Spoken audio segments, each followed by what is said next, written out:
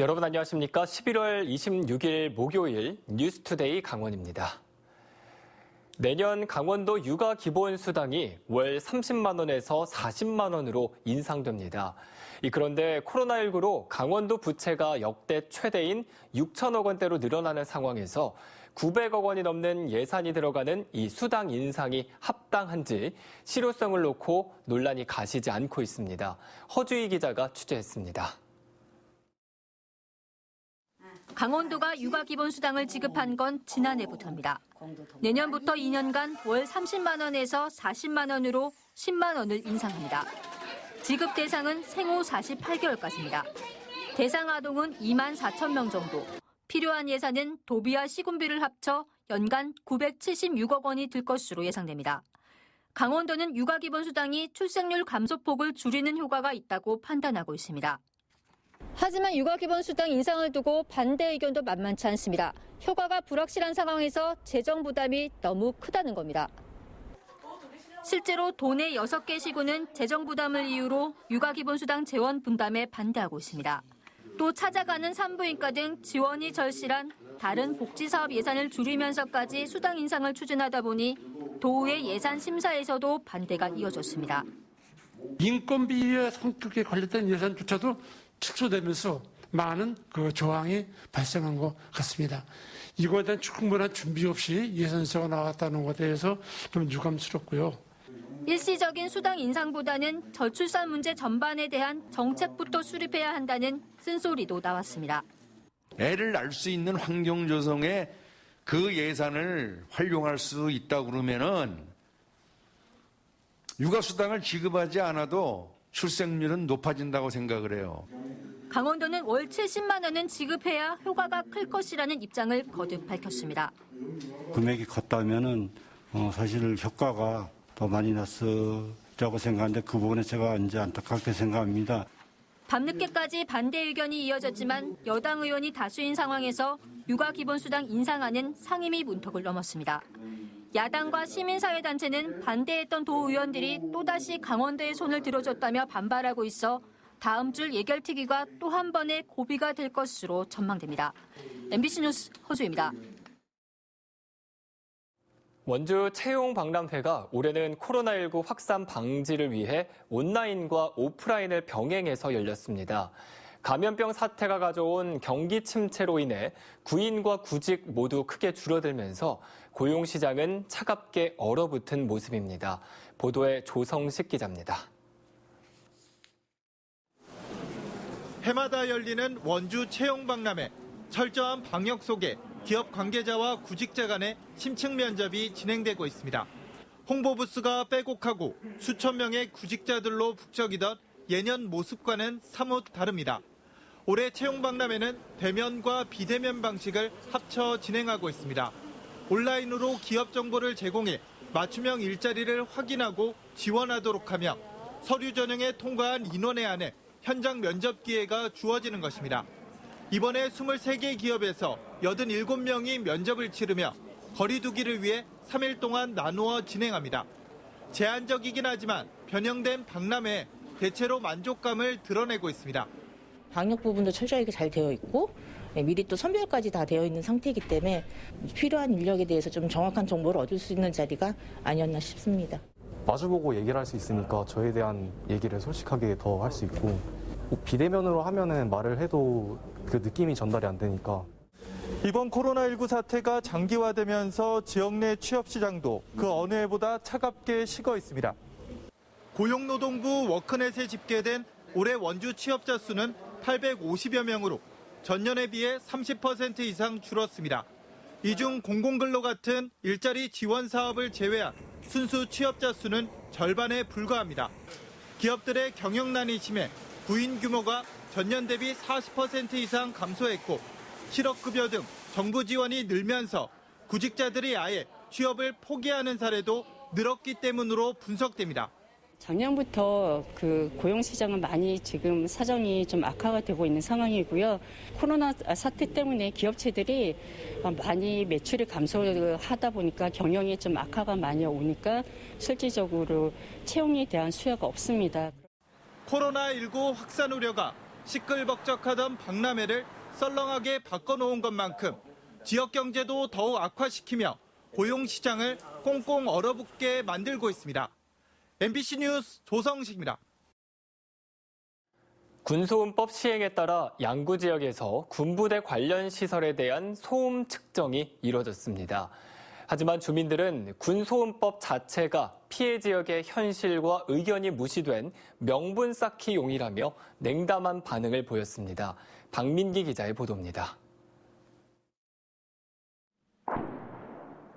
군소음법에 따라 양구 지역에서 소음 측정이 펼쳐졌습니다. 이번 측정 대상은 군부대 사격장과 포탄이 떨어지는 피탄지. 사격장은 민간인 통제가 이뤄진 가운데 기관총과 유탄 발사기, 박격포 사격이 이어졌습니다. 사격장 주변에는 소음 측정기 11개가 설치된 상태. 하루 24시간 동안 사격장에서 나는 소리를 측정해 연간 평균을 구하는 방식입니다. 커다란 파열음이 발생하는 피탄지 주변에는 소음 측정기 13개가 설치됐습니다. 이 자료를 가지고서는 내년도 하반기에 소음 등고선을 작성을 해서 그 소음 영향도에 따라서 보상금의 기초 자료가 되는 것입니다. 대형 수리온 헬기가 이착륙하는 양구 안대리 군부대 비행장에서도 지난 9일부터 일주일 동안 소음 측정이 이뤄졌습니다. 이번에 측정된 자료에 따라 주민 보상이 이뤄지지만 주민들의 반응은 냉담하기만 합니다. 소음 측정이 이뤄져도 합리적인 피해 보상을 기대할 수 없을 뿐만 아니라 군소음법 자체에 대한 불신의 골이 깊기 때문입니다. 40년 동안 사격을 해왔는데 그러면 여기에 40년 동안 피해를 본 분들은 지금 와가지고 그런 보상을 가지고 해준다 그러면 주민들이 그거를 수긍을 하겠습니까? 한국 전쟁 이후 국가 안보라는 굴레를 짊어지고 살아온 적경 지역 주민들의 한과 고통을 덜어주기에는 군소음법을 보완할 점이 많아 보입니다. MBC 뉴스 박민기입니다. 관광지에 들어갈 때 입장료를 내면 이 지역 상품권으로 돌려주는 곳이 늘어나고 있습니다. 입장료 수입에 연연하기보다는 지역 상경기에 도움을 주기 위한 건데요. 유인호 기자가 취재했습니다. 태백시가 운영하는 안전체험관 365 세이프타운입니다. 올해 초부터 22,000원의 입장료를 내면 2만 원의 태백사랑 상품권을 돌려줍니다. 코로나19가 유행하기 전에는 효과가 꽤 괜찮았다고 주변 상인들은 말합니다. 지나가면서 기름 넣어가지고 가고 장성 시내 제과점이나 닭갈비나 이런 음식점 그런 데서 도움을 많이 받았습니다. 도내에서만 6개 시군 10여 곳의 관광지가 입장료 환급제를 운영하고 있습니다. 환급률이 높은 곳은 입장료 전액을 돌려주고 가장 낮은 곳이 25%입니다. 한국지방행정연구원에서 연구한 결과로는 춘천 스카이워크가 상품권 지출에 대비해가지고 지역 내 파급 효과가 3.75배 정도 발생하는 것으로 나타났고요. 그다음에 자체적으로 검토된 결과로 봤을 때는 곡성 같은 경우는 약 5.06배 정도 발생하는 것으로 검토가 되었습니다. 삼척시도 내년에 이 제도를 도입하기로 했습니다. 현재 무료로 운영 중인 죽서루와 초곡 용굴 촛대바위길이 대상입니다. 세수익 감소 그리고 관광객 방문 수를 고려하여 우선 무료 관광지 2곳을 유료화하여 전액 환급해주는 방안으로 추진하고 운영 성과에 따라 유료 관광지 확대도 검토 예정으로 있습니다. 관광지 주변의 상권이 어떻게 형성되느냐가 파급 효과에 영향을 미친다며 이런 점에 신경 써야 한다는 게 전문가들의 조언입니다. MBC 뉴스 유인호입니다. 전국 지역 발생 환자가 363명으로 기록되면서 거리두기 2단계 격상 기준이 충족됐습니다. 최근 일주일간 전국 하루 평균 환자 수는 316.2명으로 거리두기 2단계 격상 기준인 300명을 넘어섰습니다. 현재 춘천과 철원, 원주, 횡성에서만 1.5단계 거리두기가 시행 중이고 화천군은 자체적으로 2.5단계에 준하는 조치를 시행해 20명 이상의 모임을 제한하고 있습니다. 강원도의 일주일 평균 하루 확진자 수도 19.7명으로 권역별 거리두기 2단계 기준인 20명에 근접하고 있습니다. 감염 경로를 알 수 없는 코로나19 환자가 철원과 춘천에서 잇따르면서 발열이나 인후통 등의 증상이 있는 도민은 당분간 무료 진단 검사를 받을 수 있습니다. 강원도는 최근 발생한 춘천 70번 환자와 철원 118번, 119번 환자가 스스로 증상을 느껴 검사를 받았다가 확진 판정을 받았다며 강원도민이 스스로 증상을 느낀다면 선별진료소에서 무료로 검사를 받을 수 있다고 밝혔습니다. 원주 기업도시 거주 학생들의 고등학교 입학 배정 과정에서 근거리 학교가 원거리로 배제돼 불만이 제기되고 있습니다.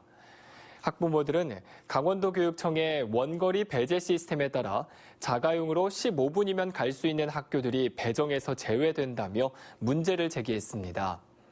도교육청은 학교 배정은 자가용이 아닌 대중교통 통학 시간을 기준으로 한다며 버스 환승 횟수가 많고 이동 시간이 긴 학교를 제외하는 방식이라고 설명했습니다.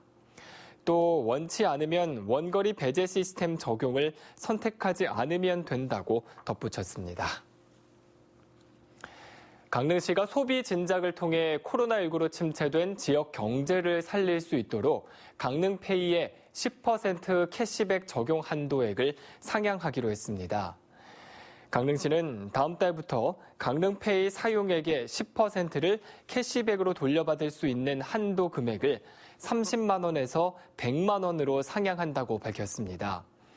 지난 1월 13일 첫 선을 보인 강릉페이는 지난 23일까지 11만 1,400여 건, 금액으로는 800억 원 이상이 발행된 바 있습니다.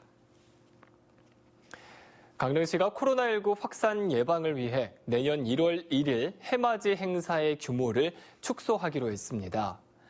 경포 해변은 행사나 공연 등을 취소하고 포토존과 난방 텐트만 운영할 예정이며 정동진 해변도 추가 행사 없이 12월 31일 밤 자정에 맞춰 모래시계 회전식만 진행할 예정입니다. 강릉시는 행사 규모를 줄이는 대신 경포와 정동진, 대관령에서 일출 전경을 유튜브로 생중계할 예정입니다. 횡성군이 신속한 역학 조사를 위해 청사 출입 관리에 안심콜 서비스를 시작했습니다. 안심콜 출입관리 서비스는 지정된 번호로 전화를 걸면 전화번호와 방문 시간이 서버에 기록돼 수기 명부 작성으로 인한 개인정보 유출을 막고 QR코드 사용이 어려운 노년층의 이용도 쉽습니다. 횡성군청과 보건소, 9개 읍면 행정복지센터 등 16곳에 적용되며 저장된 정보는 4주 후에 자동으로 삭제됩니다.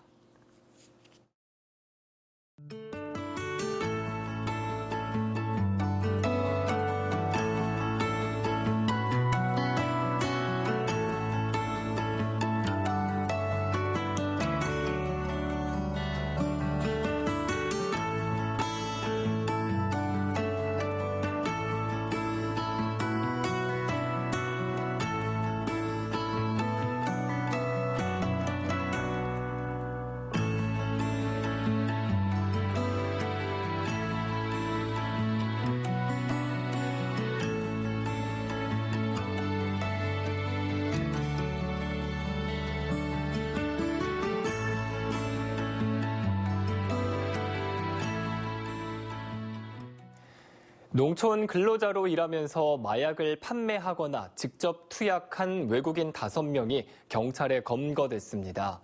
강원지방경찰청은 정선과 충남 서산 일대에서 불법 체류한 태국 국적 외국인 31명을 검거해 26명을 강제 출국 조치하고 이 가운데 필로폰 등 마약을 판매 투약한 혐의로 5명을 구속했습니다. 불법 체류자 A씨는 올해 7월부터 2천만 원 상당의 마약을 B씨에게 판매했고 B씨 등 외국인 근로자들은 숙소에서 10여 차례 마약을 공동 투약한 혐의를 받고 있습니다. 강원도와 시군 통합형 관광 전담기구 역할을 수행할 강원도 관광재단이 출범했습니다. 강원도 관광재단은 어제 강옥희 대표와 임직원, 플라이 강원 등 관광산업 관계자 50명이 참석한 가운데 강원 관광에 시동을 걸다라는 주제로 개소식을 열고 본격적인 활동에 나섭니다.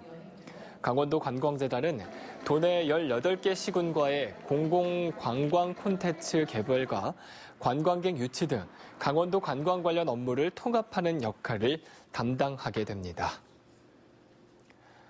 강원도교육청은 지역의 환경과 문화, 역사를 배울 수 있는 시민교육 교재인 슬기로운 시민여행을 발간했습니다.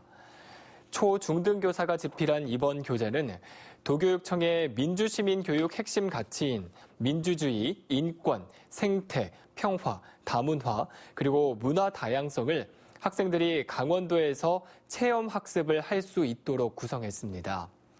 민주주의 영역에서는 양양 만세운동, 김성수 열사 기념비를 소개하고 인권 영역에서는 사북항쟁, 생태 영역에서는 대암산 용늪, 평화 영역에서는 철원 노동당사 등을 소개하고 있습니다. 춘천시가 겨울철 차량의 안전사고를 막기 위해 다음 달부터 일부 도로의 통행을 제한한다고 밝혔습니다. 통행이 금지되는 구간은 신부급 유포리에서 배우령까지인 군도 8호선과 신북 지내리에서 사북면 고탄리 구간인 403번 지방도 등 모두 3곳입니다. 춘천시는 겨울철 이들 구간에서는 폭설과 결빙, 낙석 등의 위험이 크다며 통행하지 말고 우회 도로를 이용해달라고 당부했습니다. 춘천시가 신사우동 일대에 SOS 비상벨함을 설치하는 등 여성 안심 귀갓길을 조성했습니다. 춘천시는 우두동 동부아파트 후문과 동부아파트 건너편 산책로 등에 반사경과 SOS 비상벨함을 설치했습니다. SOS 비상벨함을 누르면 곧바로 경찰 112 종합상황실로 연결돼 범죄를 신고할 수 있습니다. 현재 춘천 지역에 설치된 여성 안심 귀갓길 구간은 모두 10여 곳에 이르고 있습니다. 국민의힘 춘천갑 김진태 당협위원장과 소속 춘천시 의원들은 어제 강원도청 앞에서 기자회견을 열고 레고랜드 부실 시민검증특위 구성을 제안했습니다. 이들은 시민들이 직접 나서 레고랜드를 원점에서 재검토하고 왜 부실 덩어리가 됐는지 진상을 밝혀야 한다며 최문순 지사는 자료 제출과 관계자 출석 등에 적극 협조하라고 요구했습니다. 또 최 지사의 무능과 비리, 거짓말 등이 드러나면 즉시 도정에서 사퇴하라고 촉구했습니다. 홍천 국유림관리소는 백두대간 트레일 탐방객의 편의 증진을 위해 홍천군 내면 창촌리에 홍천 안내센터를 추가로 조성했다고 밝혔습니다. 백두대간 트레일 안내센터는 광원리에 그동안 간이 컨테이너로 운영되어 왔지만 홍천 국유림관리소 운두령 경영팀 미활용 청사를 리모델링해 새롭게 조성한 겁니다. 이상으로 뉴스투데이 강원을 마칩니다. 함께해 주신 여러분 고맙습니다.